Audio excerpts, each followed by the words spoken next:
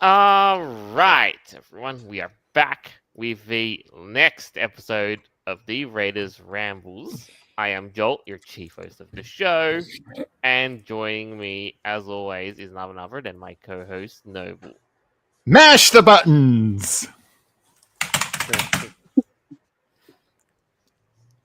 Keyboard Oh, well. slam.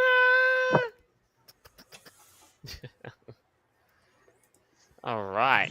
Next on the show, we have Evira. Hello. How you doing, everyone? My goodness. I cannot believe how fast this year went. It's already... This is it. This is the last episode of Oh yeah. 2025. Yes, it is. So, my goodness. It's been bonkers. I can't believe how quick time is going. But hey, you know what? I'm gonna make, well, let's make the best of this last episode of the year, huh? Mm-hmm. Yeah. It'll be good. Oh yeah, because Blue Santa has got all the presents to give. Yes, I did have a red hat, but I don't know. I think the blue kind of clashes a little bit better. It makes it look cool. Plus, I'm going against the green. Yeah. Mm-hmm. And of course, joining us today, we have Malagos. I'm not gonna slam my keyboard because my keyboard's actually expensive, quite. But I actually do have some kind of a spare keyboard. Wait a second. Dude, it's alright. I've been in the market for a new keyboard for some time now because of the there you go. There you go. My cheap Chinese keyboard. Ah, hey, there we go. I didn't care if it gets slammed. I don't. I mean, I should consider slamming mine because I'm in the market for one, and it's not just because the keys have gone sticky and all that. I immediately changed one once I noticed double tapping. Ah, but it's all good. So then, without any further ado, we are going to walk back through what I think we can all say been a crazy year, and that's just gone by zip quick. Oh my goodness, where has the time gone? Right? I know, Oh, dude. Just tell me about it though.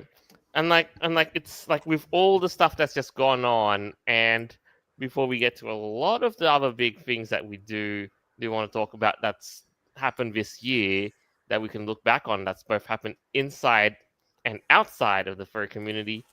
I want to start with one thing though. In fact, I think if you look at this, the title art for this season's show, which I probably won't be able to solve in a year's time or whatever, until I find out, a substitute for StreamYard, but that's neither here nor there.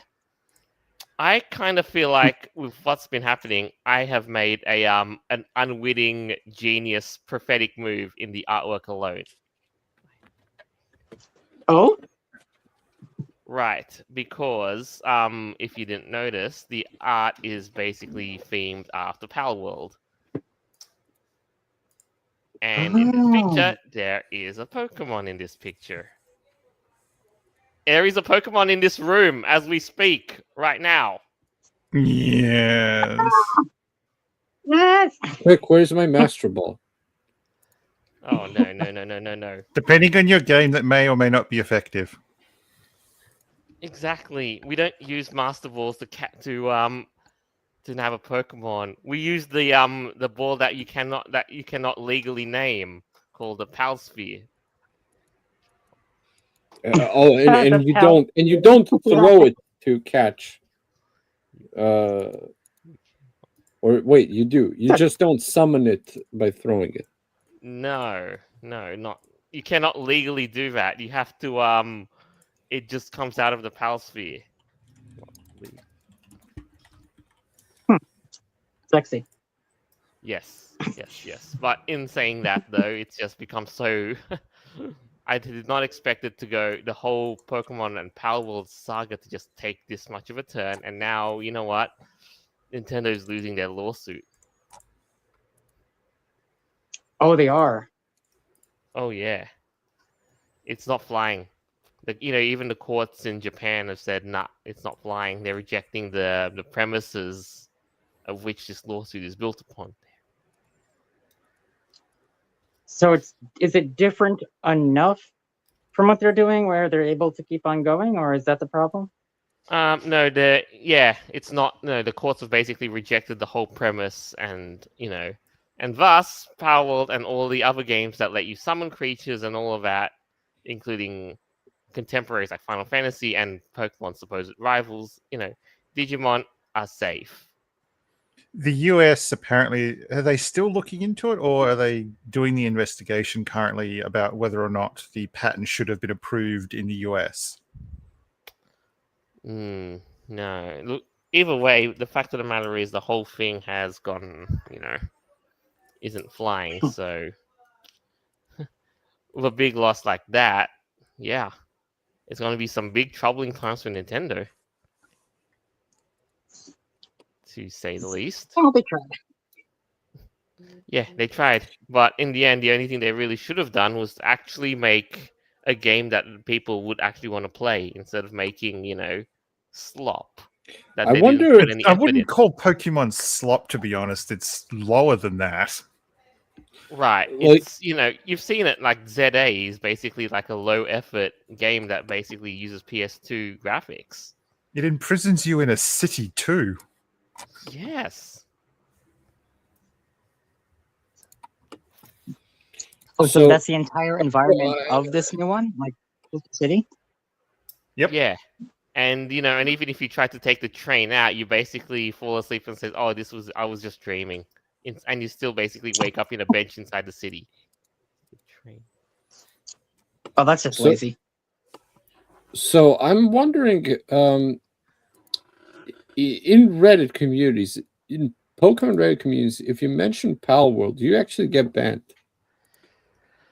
Oh, that's a No. big thing. But no, I What? mean, I've basically gone combing through it, and in the Pokemon Reddits, they're basically, there's been people saying, "Should I get this or should I buy that new Digimon game, Time Stranger?" Needless to say, like it's. I mean, look, one is like console exclusive that you have to pay Switch 2 for like, what does it cost like now? $500, Right. something like that. Switch 2 and all that other Switch 2. And then you have to buy the original game, which costs $80, by the way, because Nintendo is charging No, their it's $70 games. US. It's $70, but it's still too much. Like they're Right. charging a lot because they know that people are gonna buy it. And I don't know if you guys have heard of it, but like the new Metroid game has music as DLC. So like basically Nintendo really treats you like the worst kind of cattle. Like, or Well, you a could buy cash cow, Digimon, basically. or you could buy Digimon that comes out on PC and has no DLCs. At least I don't think it has any. Oh, it does have DLCs. One just came out, but they're all you can option them in. Yeah, at least they don't lock music under a DLC. I mean, imagine that.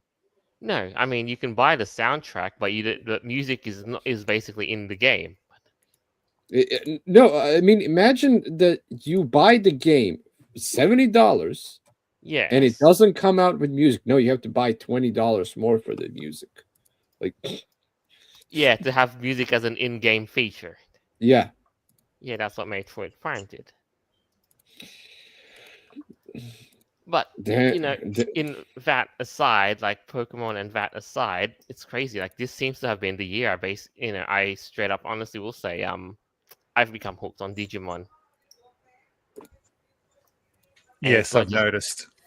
Yeah, and it's not just because the game is good, but because they actually went all out to make a big resurgence this year and timed it in such a way to get the jump on Pokemon.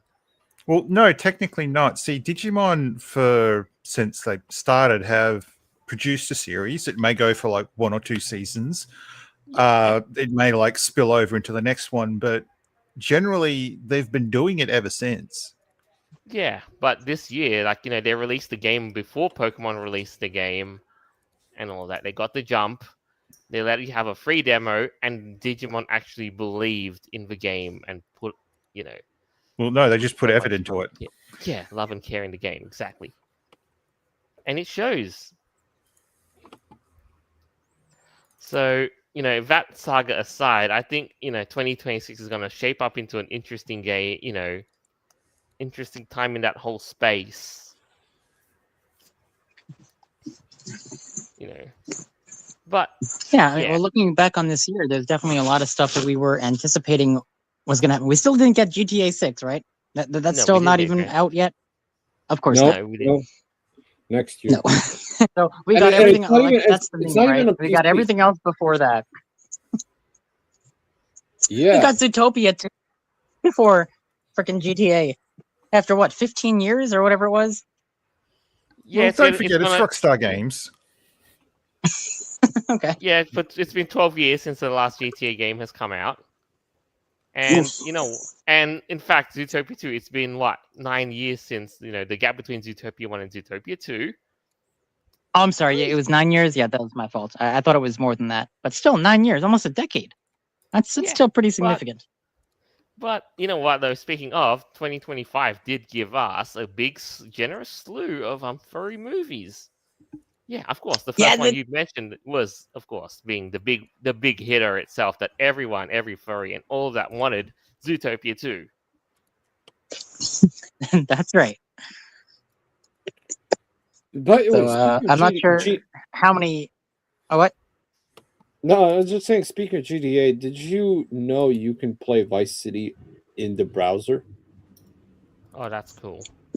No, I did not. No, I did not know that. Yep, you can play Vice City in the browser now. We've come so far, actually.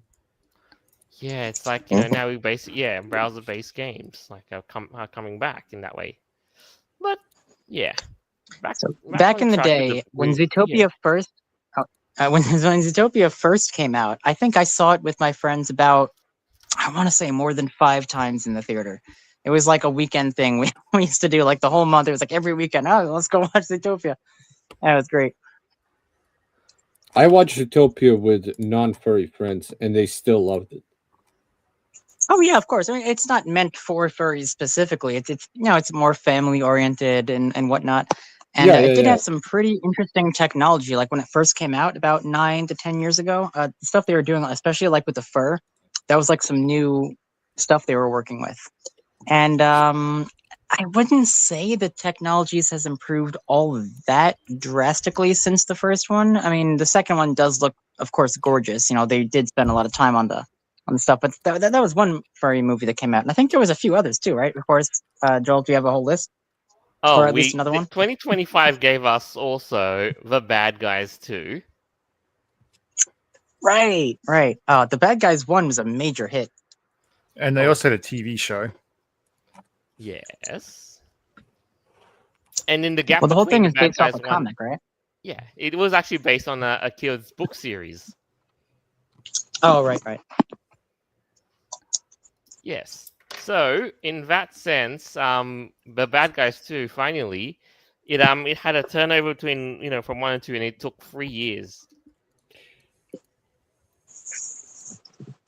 All right. That's more of a moderate, not a crazy big jump from a sequel to a sequel, unless like they planned it from the start. Then I can see waiting 3 years to be a problem, kind of like the Harry Potter series. Over the years it got more and more later instead of every year. But no, I can see that. Like with Zootopia, they didn't really set up for a sequel per se. I mean, they had that little thing at the end where, now they're working together and they're going on adventures, but they could have pretty much ended the movie there and then that's it. And then they had all those shorts and everything. But you can do a lot with that storyline. With the Bad Guys, see, the first movie sort of ended on all of them changing their ways, and that does open up a new possibility for different storylines, which they did in the second one. So that I can see. I know a guy on Discord, one of my Discord servers, that claims he's not a furry. He's obviously he's not a furry. Like he's not interested in furries and stuff. But he keeps talking about Diane Foxington. Like, oh my Um, god, Dan Foxington I is am so. going to send you a picture to send to him. Please Okay. don't let it be one of the ones from E621 or Fair Affinity. No, no. Yeah. I know. Oh, this picture. Yeah. He's like, I'm not a furry, but Diane But Foxington is actually really like he's so into Dan Foxington. He's like saying like he feels like it's his yeah, soulmate. he's feeling some kind of way. That's how it Dude, always yeah, is. yeah, It's like, like I'm not oh, a furry, but You've got but Lola Bunny. You had in the 80s, what was it? Robin Hood from Disney. I mean, shit. Maid Marian. No, Uh-huh. no. You had Maid Marian. We're talking about waifus here. Yes, and they had. Ooh. Yeah, anyway. No, Oh, that's the one he's like, for oh, sure. I don't like furries and stuff. But Diane Foxington is so pretty, like, and you know, Mhm. basically. They You know what those they're doing. characters are designed to Oh. be provocative, right? Oh yeah, for sure. It's supposed to be. Just like Lola Bunny, the way they animated her. Oh my god, come on now.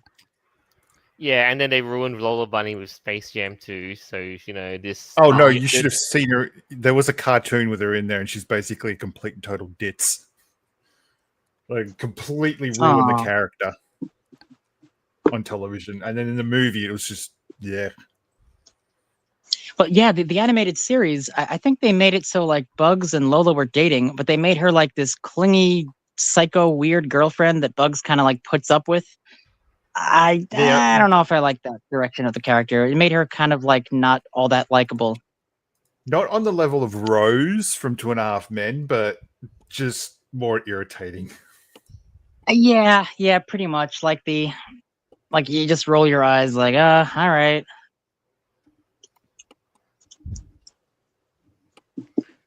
So we had that. So Jolt, the Bad Guys 2, was that as successful as the first movie or no? Interesting. I missed down the chance to watch The Bad Guys 2, unfortunately, and so thus I now have to do so the old-fashioned way by using either physical media or streaming services. So, I thought you were going to say old-fashioned way, like going to the theater, but you can't do that now. So I guess you have to either stream it or something. The Bad Guys 2 supposedly made 3 times more than its its initial budget. So right now it didn't sell as much, but clearly it broke even and made 3 times more than the initial budget. So that's basically a good number. Okay, yeah, I can see that. I believe Zootopia 2, it probably made over $1 billion by now, right? Right, and now it's basically, and the first one. Zootopia 2 is making waves in the Chinese market too. So there's that. Oh, it is. Yeah, I didn't know it was all that popular there. I mean, I can Chinese imagine it would furries. be popular throughout the world. Well, there are furries in Japan, so probably there would be furries in China. Oh, of well, course there except are. that the government doesn't want to have you use that word or what have you. It's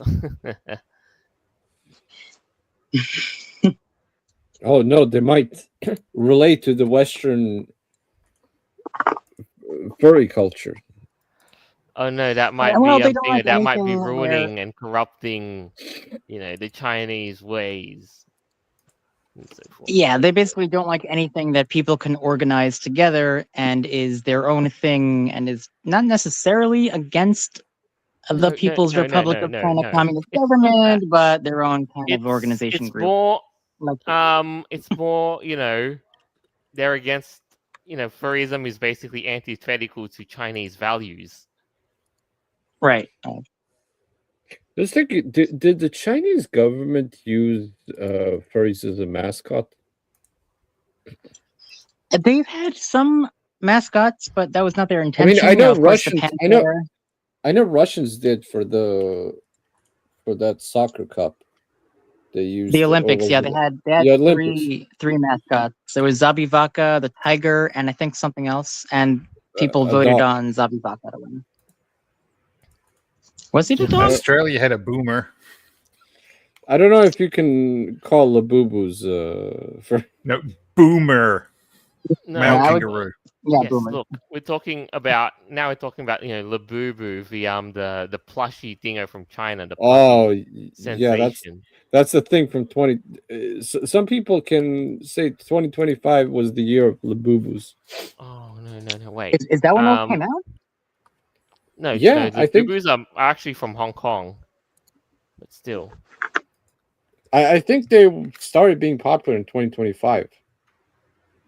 Yeah, but People, it's it's just I don't know. Labubu's just I seems never to- really got into them. They look No, it's just the the- one thing that every person, like namely like teenagers and young girls and all of that, basically show off on TikTok or some other shit like that. And South Park use them to summon the devil. I've seen women in their 30s like having Labubu collections. Nah. I'd rather go do if I wanted to get stuff like that or merch or plushies, I'd rather get it of the stuff that I actually like, not Labubus. Still, it's just one of those things. But yeah, 2025. There's still a lot more than that. Though. Can we call 2025 the year of the AI slop? Or something? Definitely AI advancement, because it has been very spooky how much stuff there. You're right about just the overflux of stuff just on the internet now. Dude, I've seen mean- YouTube channels created like 2 months ago, and they have like 1,000 videos. They make a video every 10 minutes. I It's mean, all just AI nonsense. the RAM industry is taking a hit because of the AI. No, it's not taking a hit. It's expanding, but the consumer side is basically being told, fuck you, we don't care anymore. Right, because the AI manufacturers are closing down and they're not making AI for the private consumer. They're making RAM accessible for the AI sector, for data centers and shit like that. This is going to affect EVs. This is going to affect your smartphone. It's taking a giant gouge out of the computer industry. Anything that's got silicon chip in it is fucked for the next year or two because of all the dedication going towards building up all these AI servers. I am honestly surprised that I haven't seen Greenpeace chucking a wobbly, because this is the type of thing they'd want to be busting a nut at with the amount of electricity all these servers are going to consume. Exactly, be and nuts. where does electricity come from? Because renewables aren't exactly going to cut it. That's a good point to bring up. Like, they're not actually protesting that. They protest the surface level stuff about how AI is, taking away jobs and it's brain rot and all that crap. But it's like, how much power do these data centers really use, and how much of an environmental impact does that have? People really don't talk about that too much. No, and the companies that are running these servers definitely do not want people to know. No way. We talked they talked a lot about global warming and how how Earth is going to become uninhabitable and stuff, but then they Hold my actually beer. they're actually the ones that pollute the most. What do you know? Yeah, what do you know? They're saying nothing also about electric, EV stuff and the exploitation of kids regarding mining for rare earth materials and so on. Oh yeah, and so on. but you should definitely throw away your car that runs on gas. Right, your gas, your petroleum cars and your gas powered cooktops. Yeah, I get it. Nope. I I'm really do. sticking all that.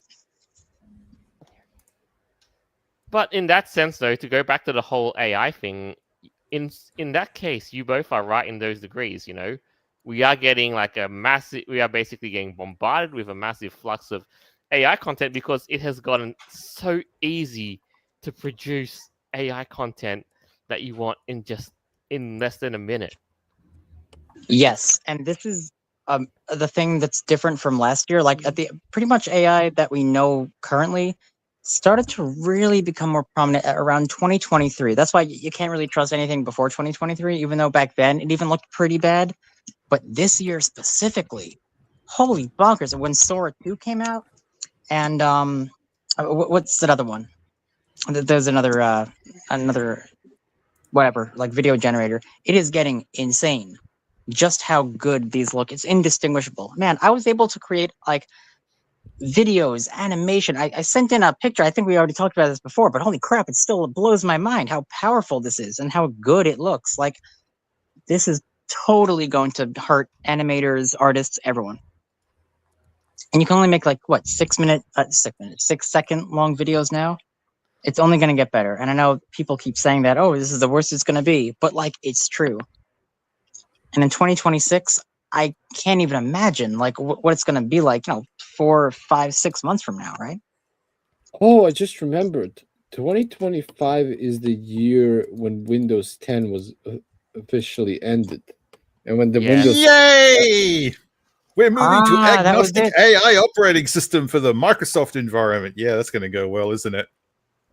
Yeah, and the Microsoft basically is going all like, this operating system will be fully incorporated the AI, like, and nobody asked for AI. That's the thing, but Microsoft keeps implementing it. The fucking Copilot thing. Yeah, I mean, why wouldn't they? They can fire workers so long as they get the LLM up to speed with normal conversation. Sometimes people can't even tell the difference. And the I thing mean, is, they the can now Copilot, if you're smart, if you're like into it, but the Copilot isn't even that good. It's like bad, like, because it can't even, because if you try to ask for like some simple search, it doesn't it like completely fails, But at least it's important that Microsoft is storing your credit card info and all your info on their cloud server, whatever. Which they said that it was encrypted, and it turns out it wasn't. No, like, yeah, like, I mean, we see that now. It'll be a problem because security issues and all of that is going to be a constant struggle, and you kind of notice that a lot of tech firms seem to really drop the ball on that. And it's like, oh no, like trusting your data to Microsoft, that could never go wrong. Like, they never had leaks and other security leaks and other thing going on. And Right. actually trusting your data to any corporation is like, other than yourself, is that's going to be a big pervasive problem going ahead in the years to come. And unfortunately, I don't think we're going to see any signs of it getting better. Well, with Windows 10 basically support ending, they did. Okay, correction on that. While mainstream support has ended, if you registered your computer with Microsoft, you can still receive updates until October of next year for free. And then you got to pay for it, apparently. There's a catch to everything, is it? Yes. Ah, well. So. Oh, so that would be up until October. Wow. All right. Oh yeah. Sorry. Moving on. I actually gave Jolt. I gave Jolt like a screenshot of one of the games. I think it's a Battlefield 6 or something. So Windows 11 requires TMP 2.0 and was security boot enabled, which like only I think motherboards from 2019 and onwards have. Like, some older motherboard don't even have that.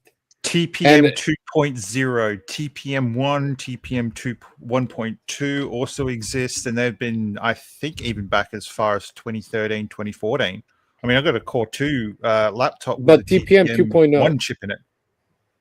The one that actually some of the games on Steam, especially the multiplayer ones, require TPM 2.0 and security boot, because they have some kind of anti-cheat that directly goes into your system. That's a problem for the thing, still, we have to keep going on. There is still a lot that we've got to look back upon in this crazy, crazy year. And you know what we were going to remember 2025 for is how furries have really entered, like, gone, everybody turning their eyes towards them for all of the wrong reasons. Does this involve Oh, pizza? like every year. No, Yeah, your 2025 stuff specifically beauty was is pretty back. bad. No, the pizza thing was way too dingo mode. Get with the times. Oh yeah, the MFF pizza thing. Right. Well, as So, much as we had some really good times this year, there were definitely some tragedies that went on. There was some crazy news about furries being involved, so I'm sure we're going to get into that, right? yeah, and for all things though, at the end of the day, this is a show where we talk about what happens in furry, what happens inside the furry community, what they get up to, and what kind of stories happen, and so forth. And thus, if the legacy of the furry community is to be the cause of tragedy in this world, then so shall we chronicle that. Indeed. For the records, for the ages. Yes. So with all of that, we all kind of know that yes, about we are still, that furries were responsible for the big tragedy of September.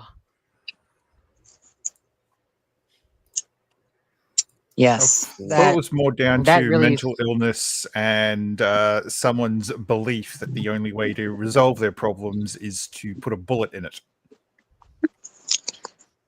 Right.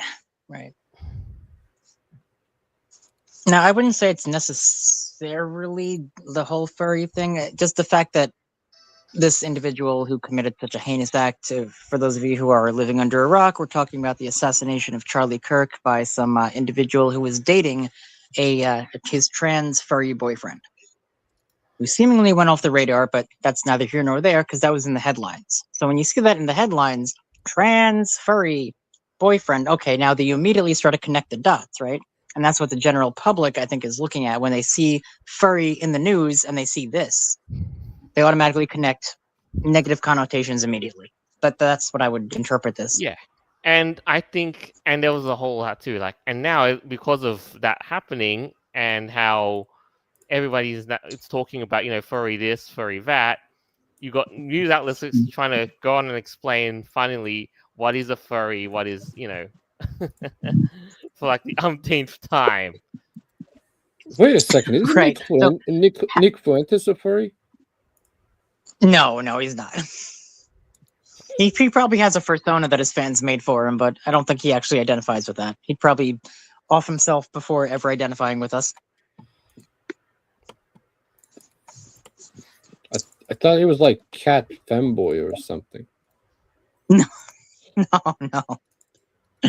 I think that's more like Milo Yiannopoulos. He's a snow leopard.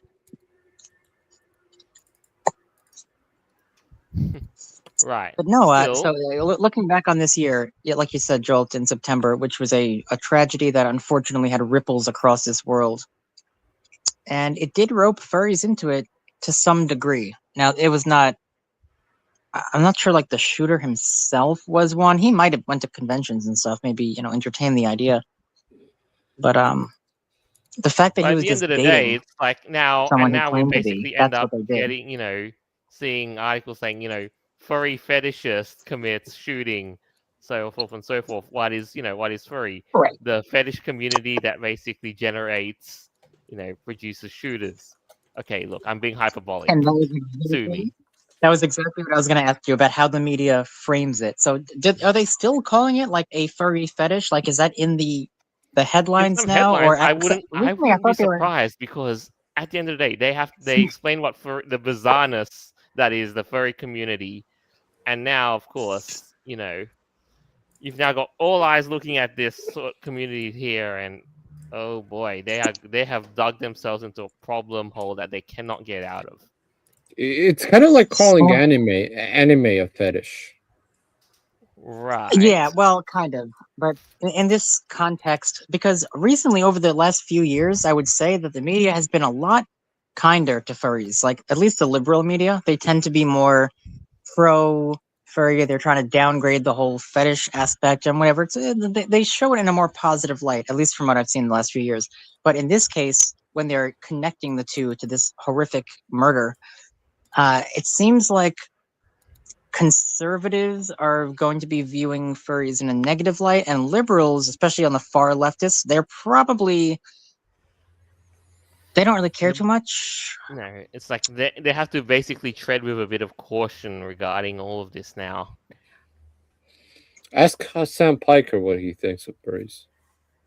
Oh wait. Well, but the fact of the matter is, it's going to be interesting, like from next year on, because now like there will be more connection to furryism being a sort of mental Extremism? disorder.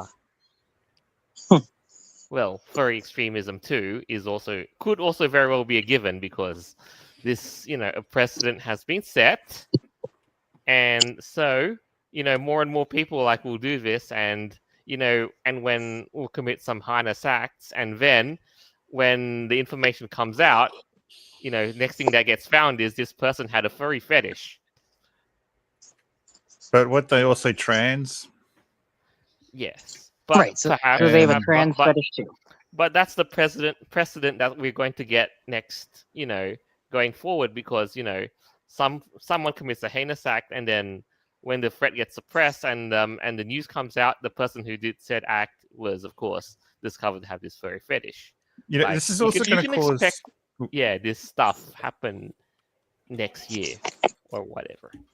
This could also cause a bit of an issue for international furries going to furry conventions, because if the US government starts looking at furries as being basically terrorists, you're not going to get to go to a lot of the US fur cons. Right. Or if, the furry fandom itself gets branded as a terror group. I don't think it's going to go that far, unless we start to see a pattern. Unless more furs, especially alt leftist furs, go into crazy acts of violence like this. This was just a weird, not a coincidence per se, but it's something that the headlines that the media can run with and make it sensationalized. They call it a fetish. It's not. It wasn't a furry community-driven thing. It was just this one psycho. And he happened to be involved with this individual. But that's how the media will sensationalize headlines like that, just to get all their clicks and crap and views. And thus the whole the whole community has now got this spotlight shone on them. And now normies are basically looking at this and their reactions are going to be very, very mixed across the board. No, well, here's the thing. It does not make it any better. The fact that all of furry Twitter was celebrating the fact he died. How many furries have you seen clapping for joy like a freaking seal? Yay, he's dead. All celebrating and crap. I've seen way too much. It makes me fucking sick. Look, anyway, the way I see it moving forward is that at one point the Raiders were considered to be a Nazi group because of a bunch of useless twats online spewing that nonsense. Yeah, we got a lot of fun people coming in temporarily too, which was kind of interesting. But moving forward, what I believe is going to happen is you'll have police and any kind of investigation bureau turning around, and if they start seeing some unhinged comments and they go, "Oh, hang on, this is a furry," hopefully they'll start associating it with either the groups in real life or the groups online, and not the actual community as a whole, because you do have smaller groups of people that get together for this kind of nonsense. And luckily, with the way the internet connects us all, it's sort of like an ad hoc cell network. Because you can have one group influence another, or you can have two or three causing a few hundred of them just blow up all over the world. So this, I honestly would hate to see international criminal police sort of having to deal with all this sort of nonsense. I mean, fuck. Oh, now wouldn't that be funny if in that regard, if ever that's sort of seeing fetish artwork of people in fursuits getting strip searched. Oh my god! Right. For right. They're doing this in the name of detective work, so and so, because because the next furry, the next furry criminal is The glove goes snap. My goodness. Well, Speaking of, we are going to move through on the same note of furryism and furries getting us, on the spotlight. We're going to have an item to talk about, and this is something that's been happening a lot of in recent times. Well, to move away from the tragic part of things, we have an article for you. New York College approves furry student club as trend spreads across U.S. campuses. Catchy title, but I'm assuming these are just a standard club like everything else that they'd have there, Right, like a D&D, number of student art, organizations at colleges games. nationwide, so forth and so forth. What is this by Fox News? Okay, so Fox, I guess, are they trying to make this look like weird, sensationalized? Like, how are they explaining this? Or is it just a Right, normal kind of thing like, oh, this college is making a furry club? Okay. Yeah. Let's have a look here. Let's Yeah. have a read. The student government at a New York college has approved a new furry club on campus, joining a growing number of such student groups at colleges and universities across the country. Okay, that's fine. Like people make clubs of all sorts of kinds in universities across the US. It's yep. And of course, they basically Fox described this as furry fandom is a subculture made up of people who enjoy expressing themselves through animal characters. Okay. That's a good line right there. Yeah. Yeah, perfect. And they go on to even elaborate. This is very fair, I would say. Yeah. And so, of course, they're basically setting up these clubs in colleges and unis. Okay, that's fine. Oh, you want to just scroll up a little bit? I just wanted to read what they said about it. So they said, according to the International Anthropomorphic Research Project, which is present at pretty much every convention, especially AC, the furry community includes fans, artists, writers, gamers, and role players who often create an anthropomorphized animal character or quote-unquote fursona with whom they identify. The group says more than 75% of furries are under the age of 25. Nearly 60% of the fandom say they are enrolled in college. Okay, so I can see that. That's true.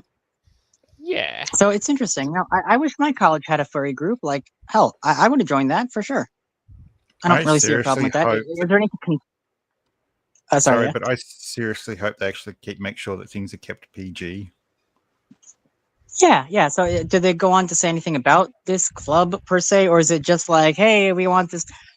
I can see the reason why they would make this a news article, because if it's like an officially registered group at a university, that means they might have special privileges or something, so they can organize events at the school. I can see that, but is there any issues, or is it just something new and quirky that they want to discuss? No. It seems to just be like one of those things that's really like a more of an emerging trend sort of thing. How they're basically entering waves in spaces like in the school space. I mean, so overall, this would be positive. I mean, if you basically want to go in there and find out, you're enrolled in college and you find your nearest furry club. Sure.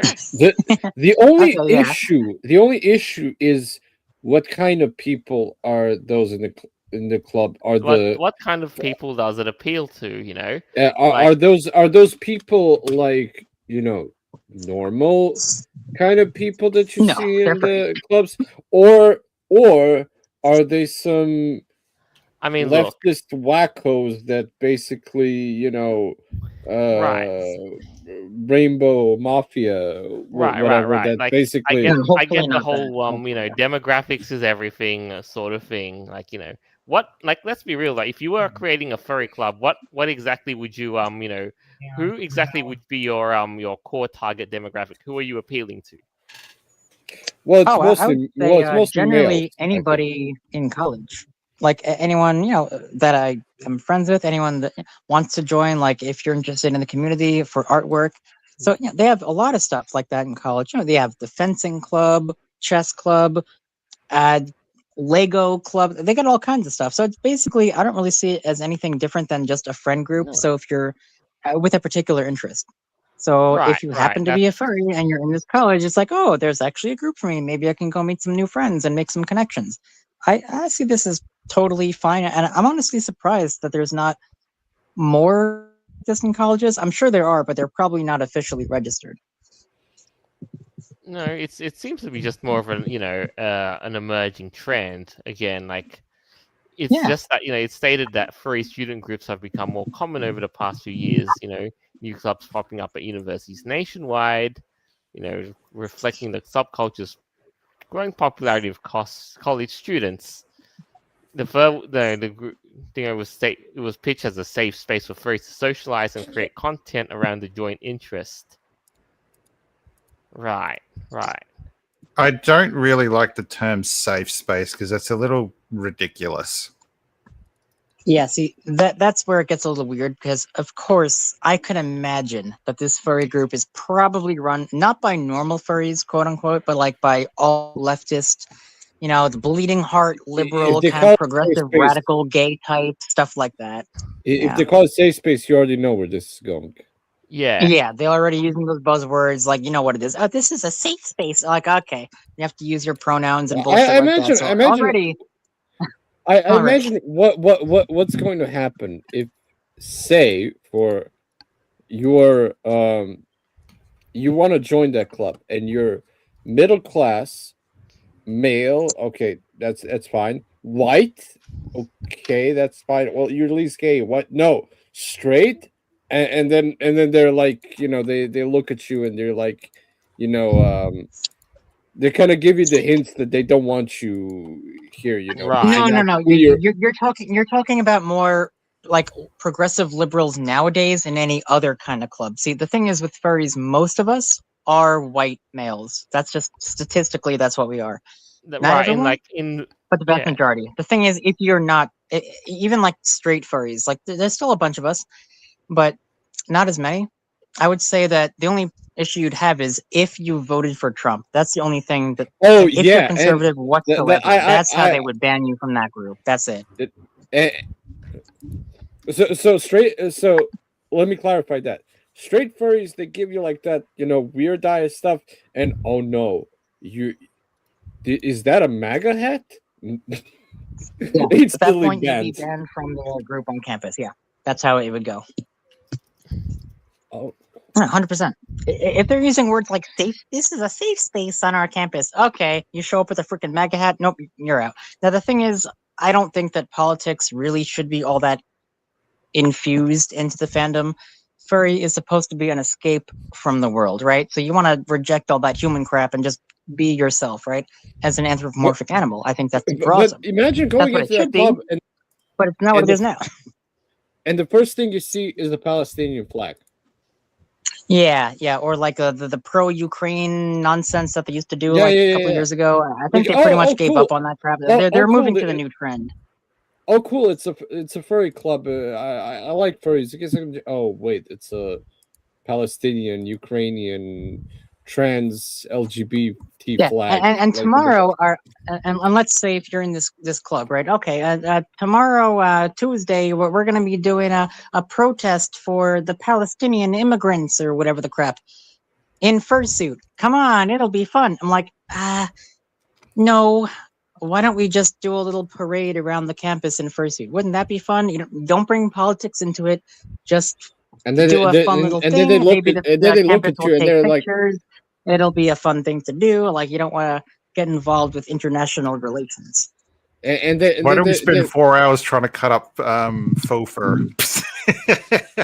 And then they look at you and you're like, and they're like, ew, what is wrong with you? Do you know that every hour a Palestinian dies? Like how are you not how are you not empathetic or something like? Yeah, you say, oh well, you can say, all right, that's a tragedy, but right now I'm a doggo in my school, and I don't really care too much about some ethnic land dispute Oh, halfway oh, across the world. if you That say if doesn't you really don't care affect that me, too right? much, that's basically oh they kick you out.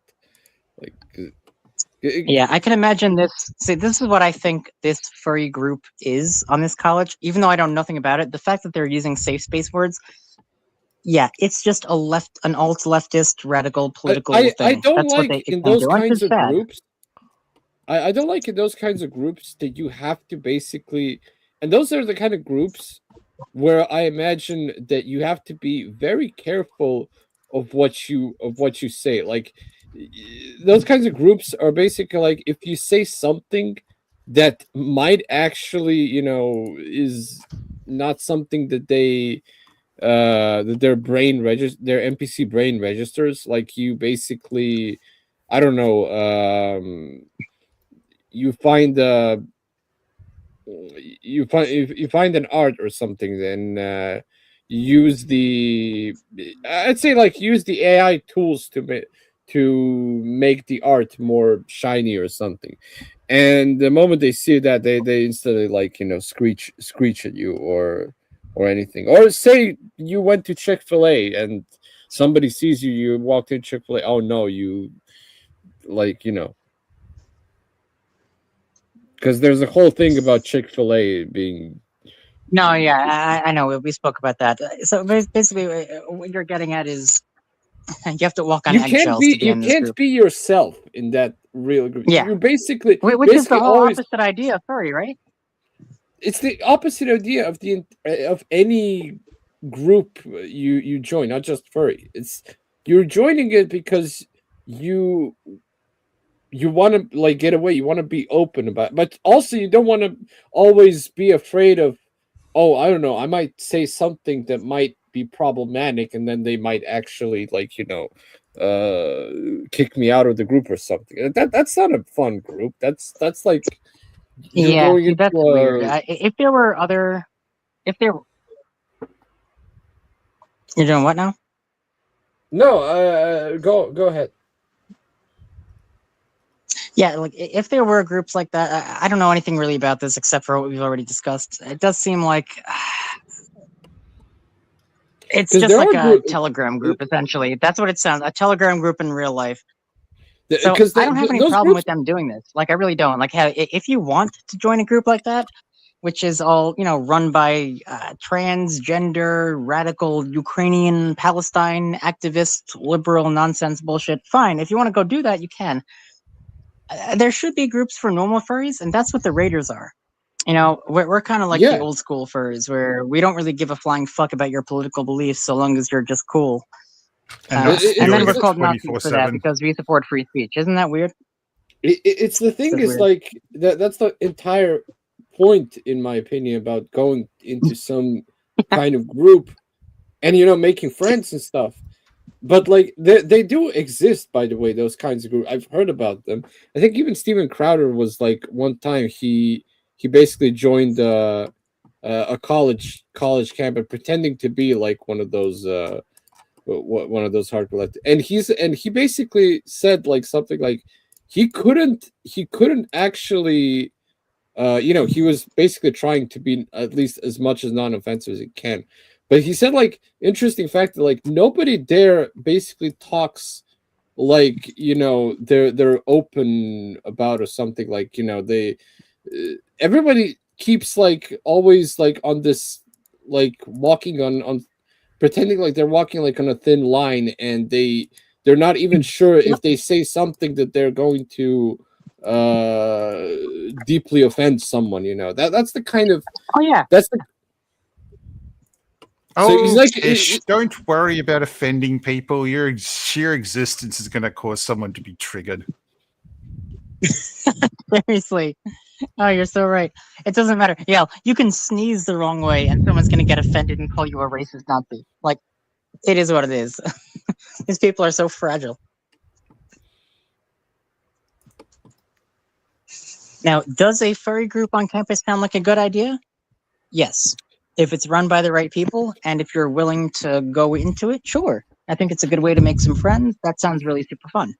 Something I would totally want to do, but I wouldn't want to. Like, I feel like if, let's say, all right, I'm on campus, right, and I go to this group. Okay, cool. I'd like to join you. Cool. What's your persona? Oh, I'm Candy Corn Doggo. I'm an administrator for the Furry Raiders. Fuck you! Oh, evil Nazi man! Like, oh, they would attack me for sure. So they But- would bring in internet culture into like that group too. I can totally see that happening. But then like, the again, moment that- here's the thing. That is like pretty much what the core demographic of furry is made up of, because there are a bunch of people growing on the internet. That is a people problem. Like, first There and is. foremost. I just thought of this, but there is something that groups should also help with, or the club, accounting and finances, not to mention business class. Oh yeah. Oh, now we're talking. Oh yeah, because furries are actually very, very known to be financially irresponsible. Suspiciously, is a common meme. So yes, a lot of us have a crazy amount of money, which is how you can afford Well- fursuits and going to conventions, and it might be why most of us are upper middle class and white. It's not that furries are suspiciously wealthy. It's that furries basically get their wealth through sometimes questionable means as to how they can afford those fursuits, those cons. Parents. Let's be real. But let's be real. Most of them just go on Blue Sky and like set up, Oh yeah, and there's the big. entire thing that like ever since Blue Sky, ever since Twitter became more free, thankfully, and Blue Sky basically is the before Elon took over Twitter. There are a lot of furries there that just like to beg for money for every like. What usually happens is some major convention happens. A lot of furries go there, spend a lot of cash on stupid stuff. Well, like, stuff. And then when they come over, oh, wait, gotta pay rent. Oh, what's that? You don't have money for rent? Quick, make a GoFundMe or coffee and go on the what is it, Blue Sky, and start begging for people that you're basically poor and you're gonna get kicked out and be homeless, and oh no, just a lot of furries do that on Blue Sky. They beg a lot of GoFundMe accounts, yeah, because they can utilize social media to gain fans and followers and people. Oh, sure, I'll donate $1 or $2, okay, and that's how they utilize that. That's like a form of income. It's a whole different economy. Just a day, a few days ago, I even posted this to Jolt, and I think I even posted it in the Furry Raider group. Some furry basically said that he had to he had to replace an alternator on a car, and because he's in a family of 8 people that own only one car, and he has to pay $1,200 for repair for that alternator. And when I actually looked up, it turns out that alternator costed like $200 or something. And even with the repair, which is like, why would you even repair? You could like repair it yourself. But like, even with some mechanic like basically repair it for him, he's basically pocketing around $300 in his pocket, because he's asking for 1,000. And yeah, he's asking for more than $1,000. Yeah, $1,000. That's the overhead. Yeah. Yeah, and he's basically asking for a lot more, because of course he's pocketing some of the money for himself. But they always like have these sob stories and stuff, and it always like kind of say like, what are you actually like? Are you actually using the fandom to basically like tear jerk people into donating you money? Like, I think like I think like there's a big number of furries on Blue Sky that basically use the people's empathy to donate for their financial irresponsibility. It's like somebody, and the problem is nobody ever tells them like, look, maybe you should, like, if you don't have the money to go to MFF, to Midwest Fur Fest or any other con, or you're financially in trouble, maybe you shouldn't go to a con and stabilize yourself before you actually go there. And nobody's gonna think. What I was actually trying to point out is that when it comes to people making money in the furry fandom, knowing how to do accounting, knowing how to run a solo business would help significantly, so you don't end up getting a nice giant tax bill from the government. Right. Like, yes, I get where you're coming from. Like, maybe a furry club should basically focus on, on practical finance programs. Yes, and how to handle Especially- money. Especially to young. Actually, I would say this thing is mostly prevalent in young, early to mid 20s furs. The furs that just came into adulthood, and they don't know how, and they spend money like they're 13-year-olds, like 13-year-olds with blank checks.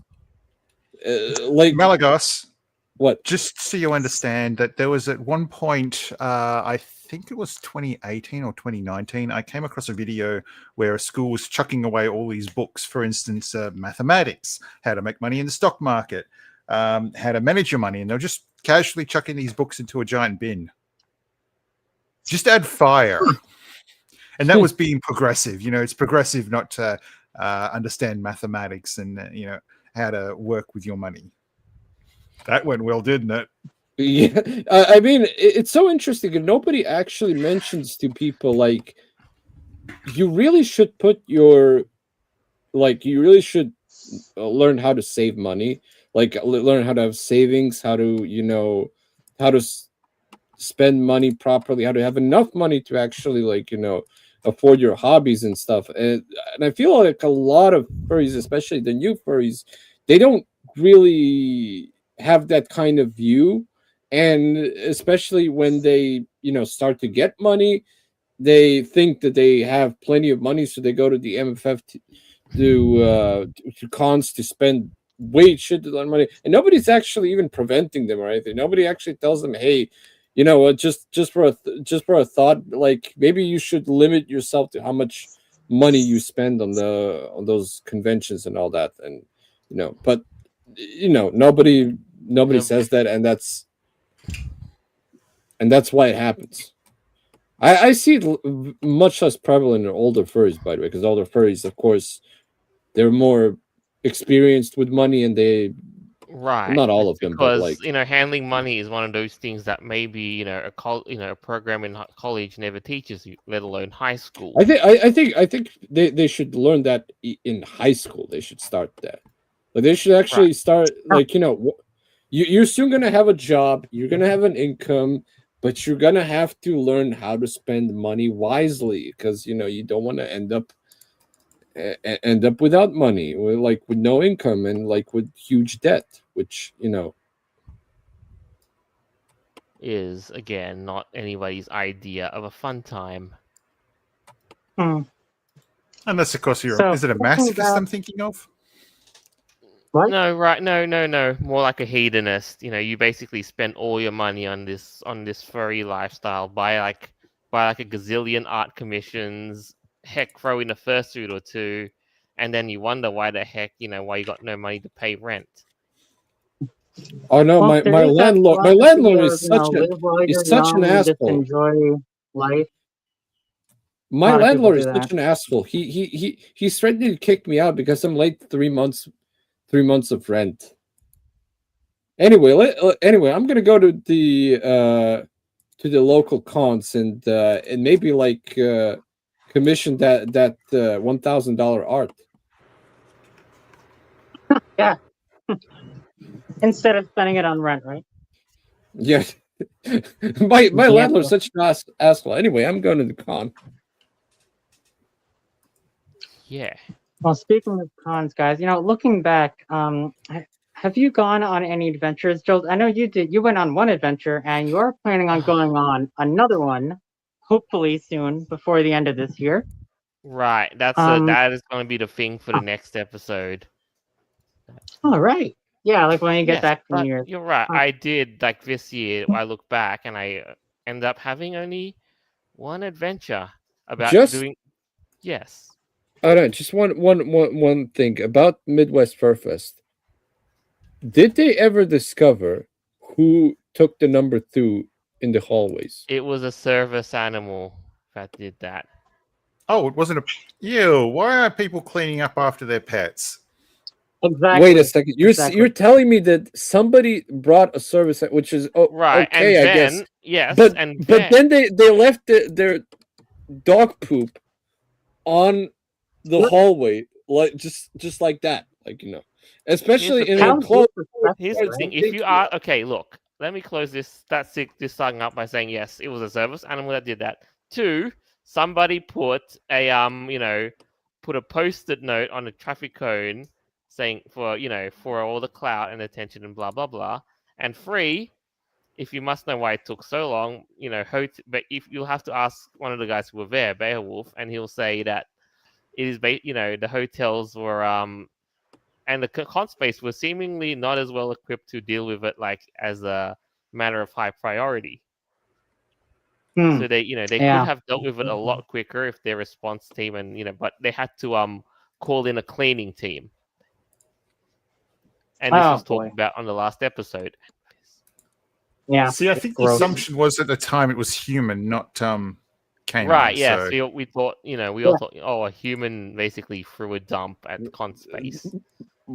Bro, I mean, here's a solution. Instead of waiting for a cleaning team, grab yourself a pair of gloves and a bag, go there, and like first pick it up and throw it in the trash, and then you can get a mop and like clean it up. It probably would take less time than waiting for the cleaning team to clean it up. Now, dude, if you have a service dog and there's nowhere for them to go, I mean, at least try to go outside. If you can't do that, then have a plastic bag with you. Put your hands in, inside out. You know how it is, like when you walk your dog. You clean up after them, right? It's not just one That's all you space. gotta do. There were two spaces that there was dog shit in there. Like, Oh my god, yeah, exactly. Clean up after yourself, right? Like, be respectful. These people are in the hotel, like they're letting us stay there. It's super nice. They allow service animals. That's great. and that's how Clean up we your dog. Dog. I just probably I'm glad that it didn't end up like rainforest. Yeah, that could have been horrendous.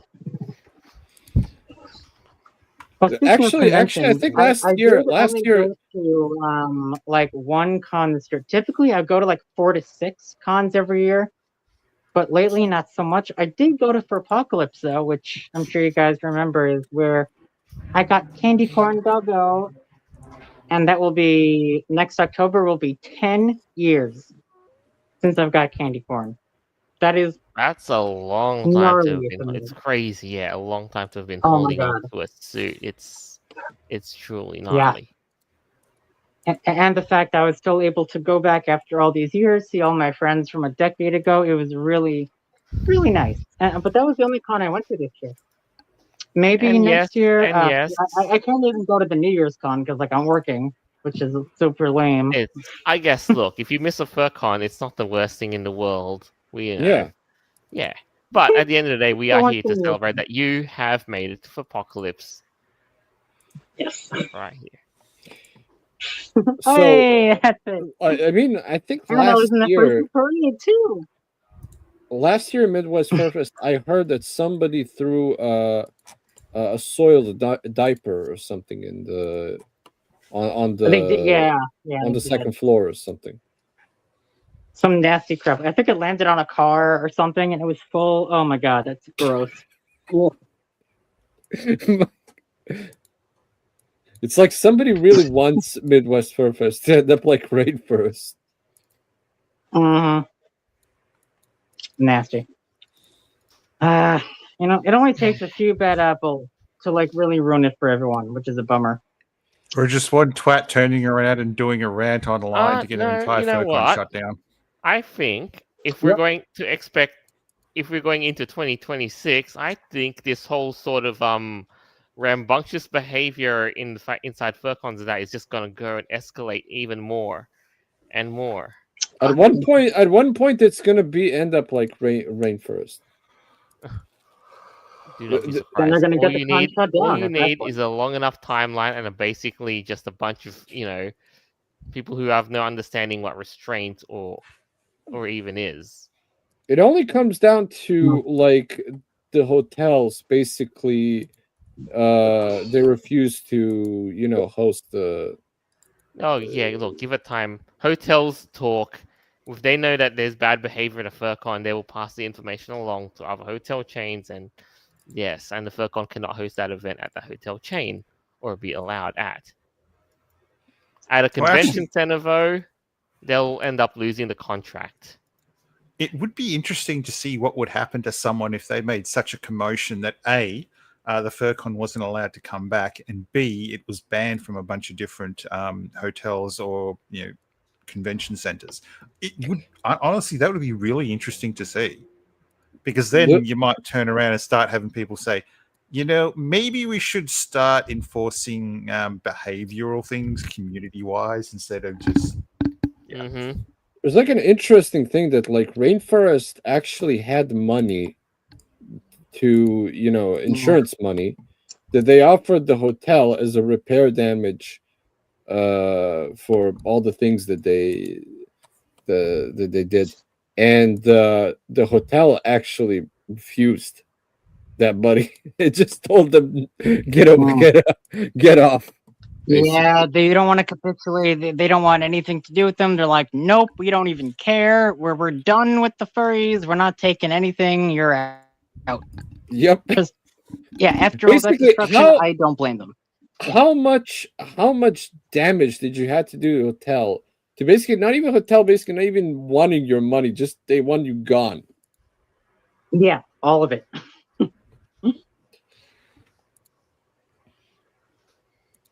Oh boy.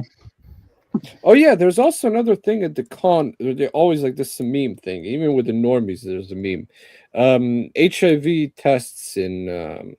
Yes, that also happened at Midwest Fur Fest 2025, and it's going to be more and more prevalent across FurCons. Just bet on it. It's like always when you explain to normies what furries are, the normies see the pictures of. Here's the. They would actually dingo this because they have put themselves on 18 plus dingo, and with 18 plus staff, therefore, yeah, do not be surprised. At a normal general purpose like con for anime and and comics, nah, they wouldn't have that sort of thing on the booth. Yeah. I've been to anime cons because and they don't, cons. because they don't build them as 18 plus. They build them as like general, for the family. Because gaming cons have a lot of children in there, like especially young teen kids, because Fortnite and everything, and it would be like really weird if you had in gaming cons a section where they test you for HIV. Like, no, that would not fly in a con that is in an event that does not bill itself as 18 plus. That will not. Yeah, which is also why I which is also another thing that came to my mind is that I always heard I always hear these controversies in these major furry cons where there was an underage person in a party, like one of those room parties. There was like an underage person, and I'm like always telling myself, why don't furry cons just go 18 plus? Like, you gotta be 18 to. Some of them do. Some of them do. I've been to room parties where, like, they have a bouncer per se, or like someone at the door that says they check your ID, make sure you're either 18 or 21, depending on the party, and then they'll give you a wristband, right? If you're 18 or 19 or 20, they'll give you like a blue wristband or something like, oh, you can be here, but you just can't drink. And then minors turned away. If you're 21 up, then you can, do anything else, basically. I've seen some parties like that happen. That's actually one solution. But like, how do you actually end up making a party and like not even because? And it seems like they were completely okay with the 16-year-old kid being in that party, like because not at the parties I've been to. They're pretty strict about who gets in and who gets out. Like if you were at the good renting parties, out like the entire presidential suite, they have a vetting process basically. You were at the good parties, though. You were at the the actual responsible parties. These are the parties that are like run by creeps.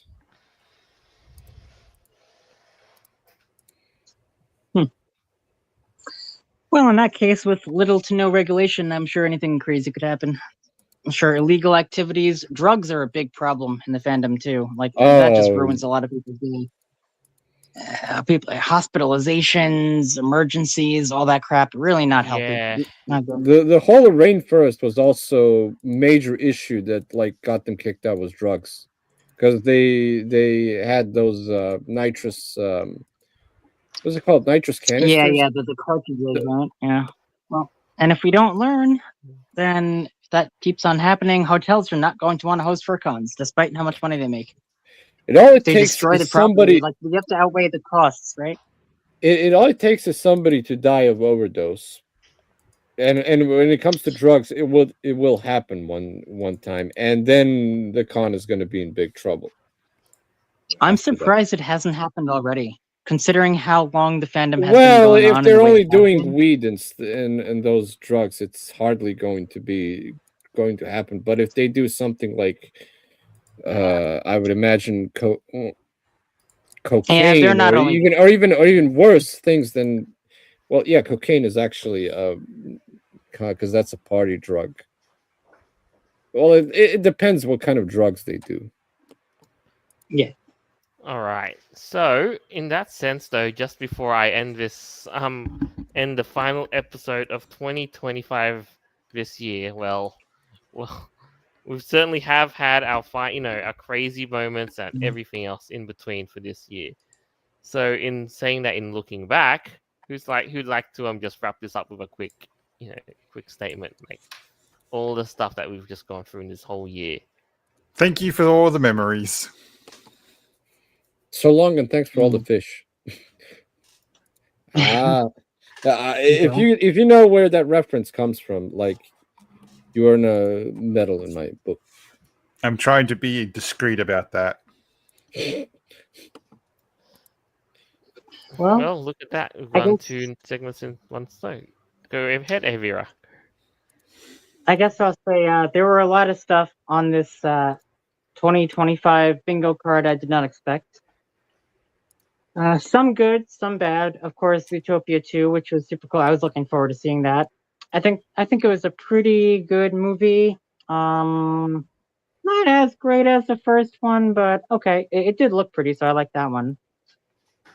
I'm still single, so there's that. Maybe my New Year's resolution is to try to get out more and make some new friends, get into more hobbies. What else did we talk about? I don't know, man. I did. AI is really scaring me. Like just how good it is at everything. Just this year alone, we've seen so many crazy advancements, and I can't even imagine what 2026 is going to bring. It's going to be completely bonkers, man. Aside from that, the only other thing I really have to say is I hope that everyone has a good holiday. Spend it with your friends, your family. Cherish every moment, and God loves you. And I guess I will see you all in 2026. That's all I got. Much You love. know it. No. And in that sense, I am, of course, definitely not just obligated, but I feel privileged to wish you all a Merry Christmas and a Happy New Year. Well then. Oh, same, Amen. same, likewise. In that case, I'm very proud to Don't say quote- Happy Holidays. Say Merry Yes. Christmas. Be manly. Act like an adult. Act like an adult. Well, in that case, I'm happy to close off the year and say thank you for all those tuned in. Hope you enjoyed being on this journey as we did going through it, because we we go through all sorts of stuff for you, for your entertainment, for your pleasure, for your learning, and more. And on that note, you can find our episodes on Podbean, Apple Podcasts, Google Podcasts, TuneIn, Player.fm, iHeartRadio, BitChute, and more. And we are not going away anytime soon. So you're stuck with us on to 2026 and beyond. And on that note, I wish you all farewell, Merry Christmas, Happy New Year, and into 2026. Bye. Bye. Bye. Now let's all get drunk and play ping pong.